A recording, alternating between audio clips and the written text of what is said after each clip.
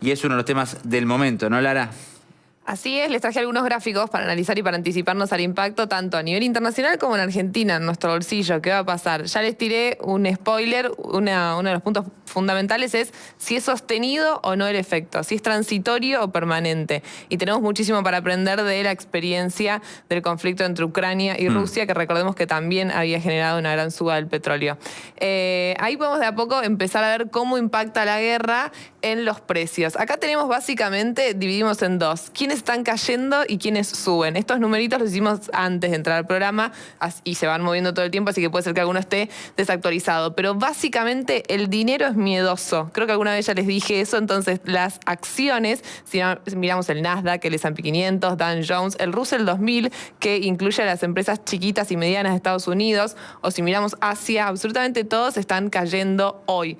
Ayer fue raro lo que sucedió el primer día, el lunes. Recordemos que el conflicto empezó el sábado porque empezó el mercado en rojo a la baja, pero muchos actores suponían que esto iba a durar poco, entonces revirtió. En cambio, hoy fue una jornada mucho más negativa. Podríamos decir que fue un martes negro más que un lunes negro, porque hoy lo que está sucediendo, en base a lo que comentaban ustedes, es que se espera que este conflicto dure más de lo esperado. ¿Y quiénes suben? Bueno, dijimos, gas natural, muchísimo más que el petróleo. Hoy solamente 26% diario, que es mucho, pero desde que empezó el conflicto, 80%. El barril de petróleo Brent, que es uno de los indicadores que seguimos, 5,3%. Los bonos del Tesoro de Estados Unidos empezaron a subir hoy, y esto sí tiene que ver con que ya hay un riesgo real de que aumente la inflación en la economía real, porque hasta ahora estamos hablando del efecto financiero. Siempre hay una primera reacción de las finanzas, y si esto se mantiene en el tiempo, ahí recién empieza a pasar a la economía real. Pero avancemos, si les parece, a ver algún mapita que es un poco más divertido de cómo impacta esto en nuestra economía. Si vamos a la siguiente, ahí vamos a ver por qué está subiendo el petróleo y por qué sube el gas. Vos lo decías, Manu, por el estrecho de Hormuz salen 2 de cada 10 barriles de petróleo que circulan en el mundo. Entonces, obviamente, al cerrarse, y esos barriles de petróleo también hay que entender algo fundamental, van sobre todo a China. Entonces, una de las razones o de los objetivos que puede estar teniendo Estados Unidos también tiene que ver con el conflicto comercial entre Estados Unidos y China. Entonces, 2 de cada 10 salen del estrecho de Hormuz en este momento cerrado, y eso lo que empieza a generar tensiones es en la oferta de petróleo a nivel mundial. ¿Y por qué además sube el gas? Bueno, porque atacaron a Qatar Energy, que es una de las principales empresas productoras de gas licuado. Recibió ataques de drones, y esto directamente hace que también 1/5 de la producción de gas esté frenada. Y esto ya se está empezando a ver en Europa y en Estados Unidos en aumentos directos, empiezan a llegar a las facturas. Y ahora les quiero mostrar cómo es eso en la Argentina. ¿Aumenta directamente el precio? Podemos pasar al siguiente gráfico de la nafta cuando sube el petróleo. Miren, lo vemos en el próximo gráfico si se puede. Ahí está. Miren este gráfico. Esto es la nafta super de YPF en dólares desde 2023 a la actualidad, comparado con la evolución del barril de petróleo Brent. ¿Se acuerdan antes de que asuma Javier Milei que la nafta estaba regulada? Estaba 0,4 centavos de dólar el litro. Fíjense que estaba planchada. Estaba completamente desconectada en la Argentina de lo que pasaba a nivel internacional. ¿Se acuerdan de lo que pasaba ahí?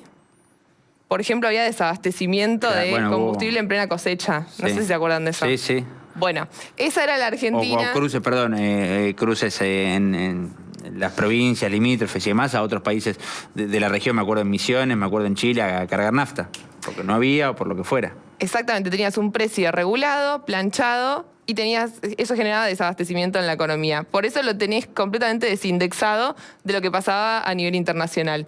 Fíjense cómo cambia el gráfico en diciembre de 2023 cuando asume Javier Milei.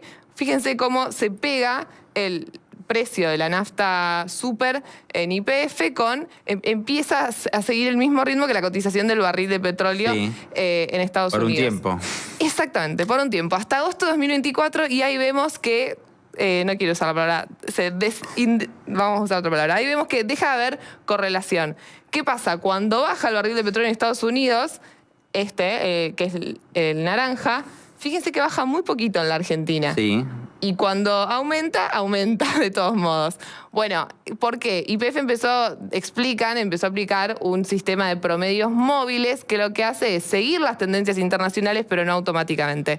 Básicamente el mensaje de este gráfico es que automáticamente no va a aumentar el precio de la nafta en las estaciones de servicio, porque hoy tenés desatada una variable de la otra. Ese tramo final, sí, Lari, del mapa que nos traes, del recorrido de los precios, me hace acordar a un reclamo histórico de los argentinos respecto al tema inflación, respecto al tema precios, que siempre planteamos, bueno, sube el dólar, automáticamente suben los precios, baja el dólar, no bajan los precios. Como claro, ¿por qué cuando baja el barril de petróleo no bajó en la Argentina? Que el año pasado fue lo que sucedió, tuvo una gran baja. Bueno, ahí las empresas te dicen que vienen con impuestos atrasados, que por los impuestos internos que hay, están atrasados y por eso no baja.